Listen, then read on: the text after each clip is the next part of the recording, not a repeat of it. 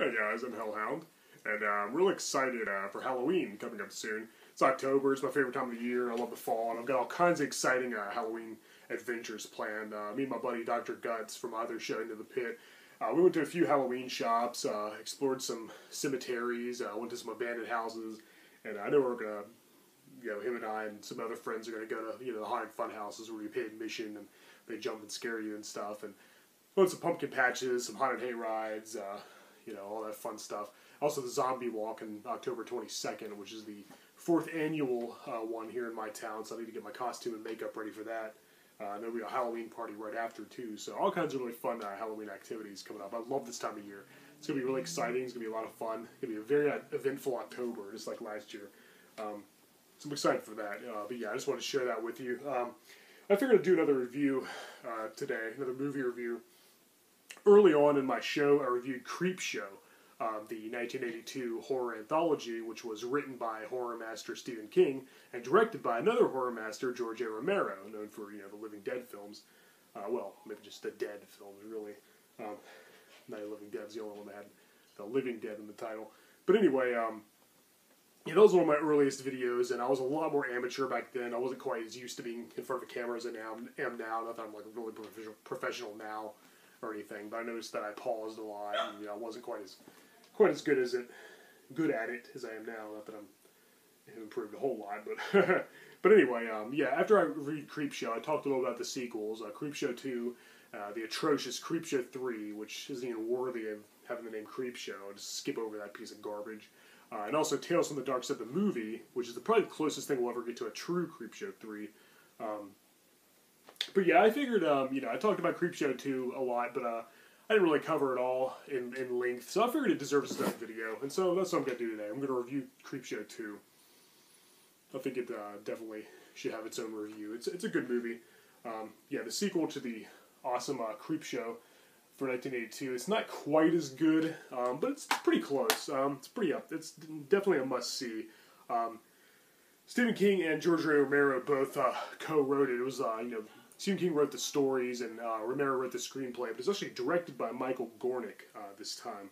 Romero didn't return to direct, but it was still their project. They still combined their genius to bring us some awesome dose of horror. So,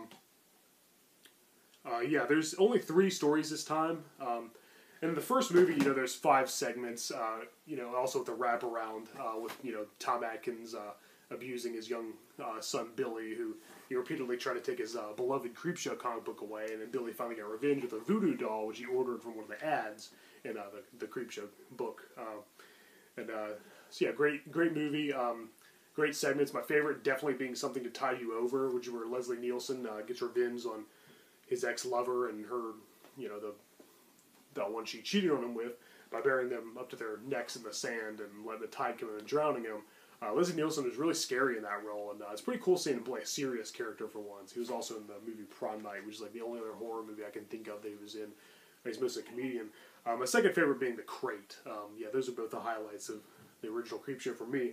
Now this one came out in 1987, I believe, and as I said, only has 3 segments this time. The wraparound segment, again, concerning a kid named Billy. I'm not sure if it's supposed to be the same Billy from the first movie.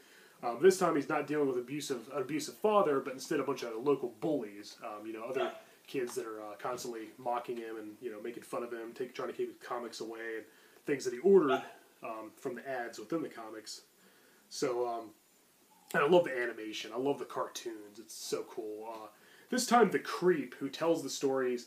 In the first movie he was a skeleton. He kind of looked like the Grim Reaper. He was completely silent. In this one he kind of resembles Uncle Creepy from the Creepy magazine that I mentioned earlier. That's what the Creepshow movies are kind of based on. The old EC horror comics from the 50s, like Tales from the Crypt, The Fault of Horror, Haunt of Fear, House of Mystery, Ghost of Tales from the Haunted House, Creepy, Eerie. Love those comic books too, I have quite a collection of them. But yeah, this time, as I said, the creep kind of looks like Uncle Creepy. He's played by Tom Savini, who doesn't voice him, but he does play him in the live-action segments. For the animated segments, he talks and he narrates and he tells the stories. So he's a little bit different from the creep in the first film. I'm not sure which one I like better, but they're both really cool. But anyway, 3 segments this time.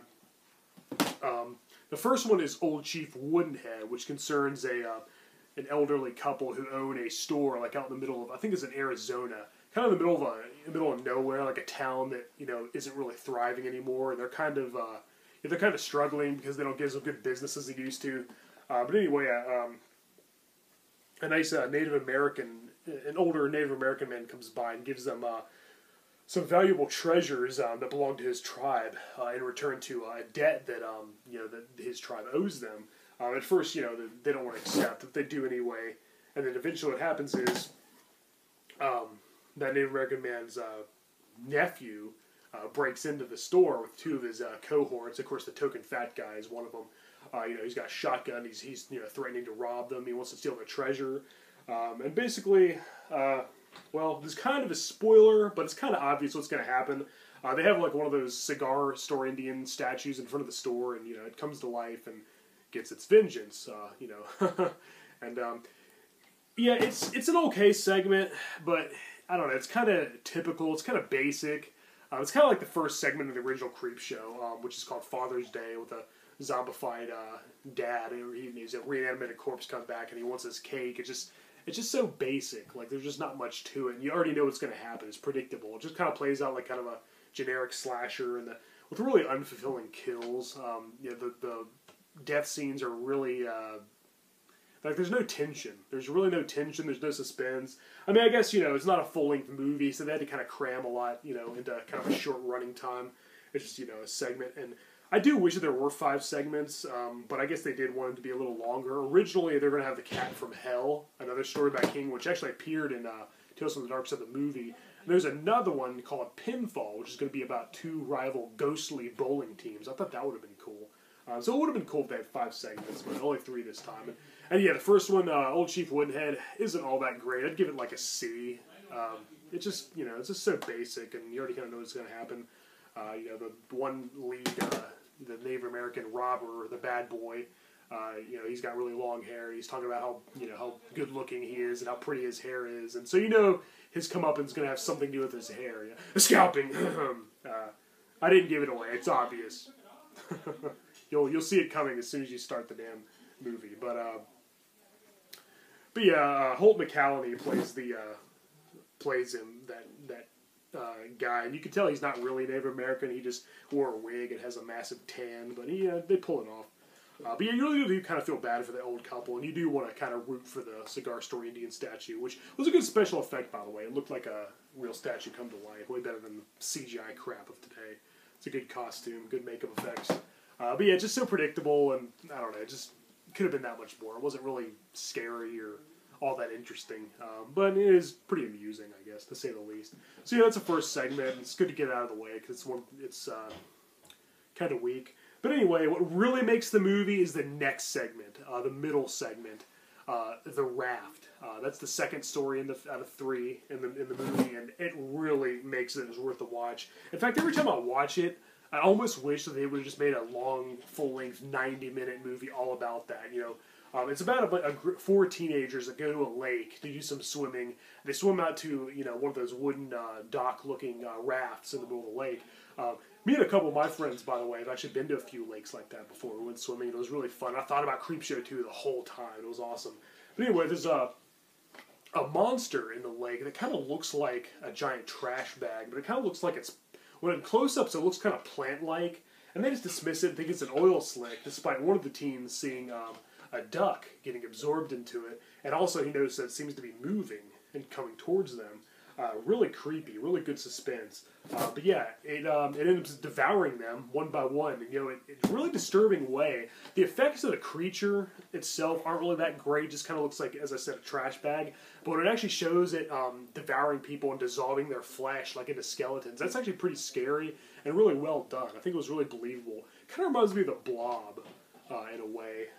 That creature, but lurks in the lake. I'm guessing it's some kind of primordial, primitive monster that existed, just like maybe came up from the depths one day.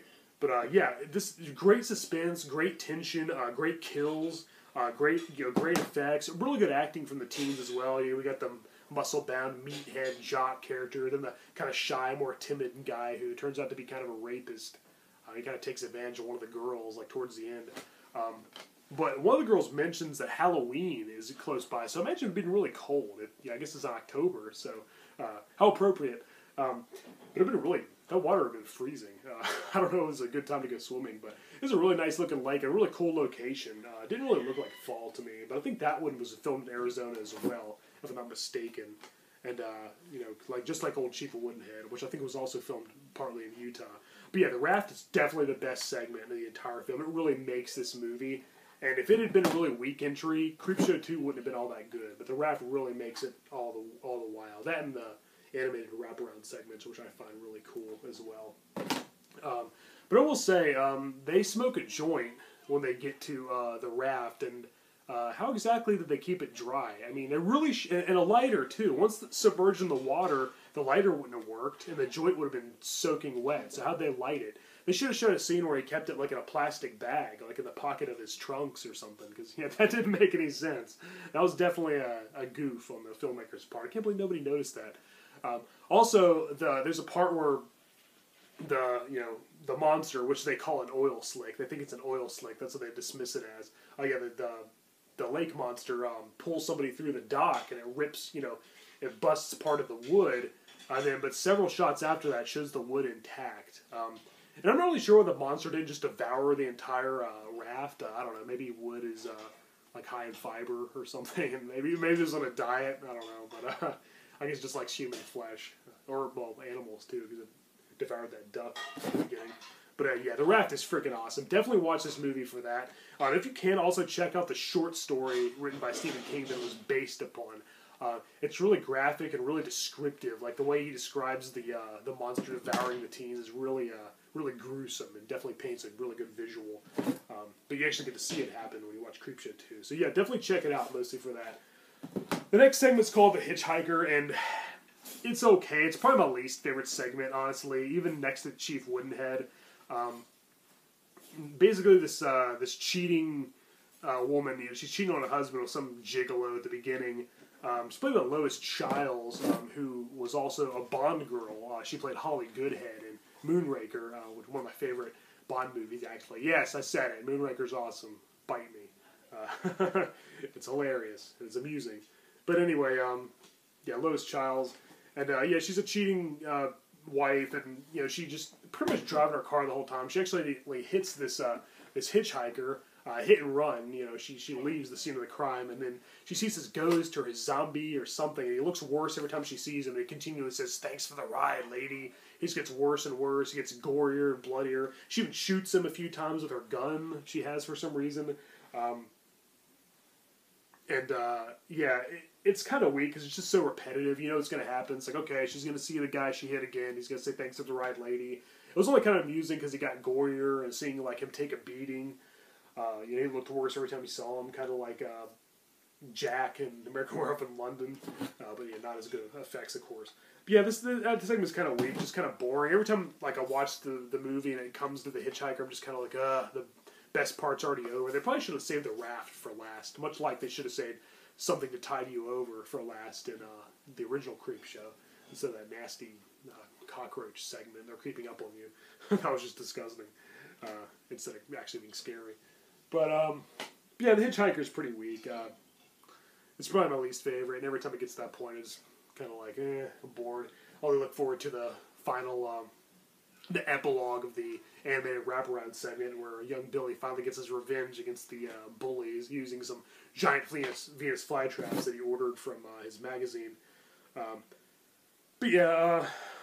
Old Chief Woodenhead, the Raft, and the Hitchhiker. Pretty good stories. Mostly the Raft. That's definitely the greatest one. It's definitely what Creepshow 2 is all about. Every time I watch it, that's the one I look forward to the most. Check it out mostly for the Raft, but know that you'll be pretty amused by the other stories as well. And also how, Creep, telling the stories feels so much like one of those old EC horror comics from the 50s, which I just love. I grew up reading those, and I'm very nostalgic about them. So Creepshow 2 captured that perfectly, They should have made it into a real comic series. I know they made a few to coincide with the movie's release, but they should have made it into a long running series. That'd been awesome, because I definitely would have collected Creepshow comics.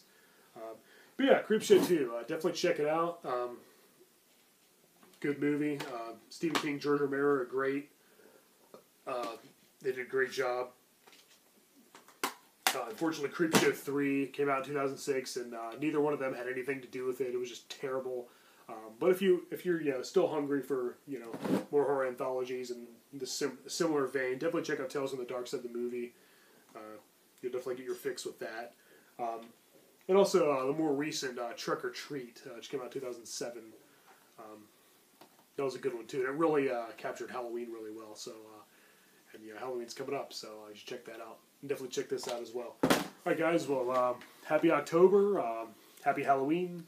I'll definitely be doing some more videos talking about some more of my October autumn adventures, and it's going to be a good one. So, all right, well, I'm Hellhound. Check out Creepshow 2, and until next time, later.